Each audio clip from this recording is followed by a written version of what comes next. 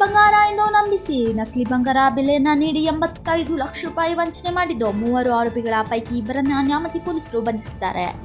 ದಾವಣಗೆರೆ ಜಿಲ್ಲೆಯ ಮಚ್ಚಕೊಂಡನಹಳ್ಳಿಕೆರೆ ಸಮೀಪ ಈ ವಂಚನೆ ನಡೆದಿದ್ದು, ತನಿಖೆಯಲ್ಲಿ ಆರೋಪಿಗಳಿಂದ 62,25,000 ನಗದು ವಶಪಡಿಸಿಕೊಳ್ಳಲಾಗಿದೆ.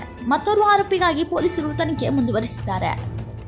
ಜಿಲ್ಲಾ ಪೊಲೀಸ್ ಅಧಿಕಾರಿ ಶೇಖರ್ HT IPS ಅವರ ಮಾರ್ಗದರ್ಶನದಲ್ಲಿ ಕಾರ್ಯಾಚರಣೆ ನಡೆಸಿದ ನ್ಯಾಮತಿ ಪೊಲೀಸ್ ತಂಡ ಯಶಸ್ವಿಯಾಗಿ ಕಾರ್ಯವನ್ನು ಶ್ಲಾಘಿಸಲಾಗಿದೆ.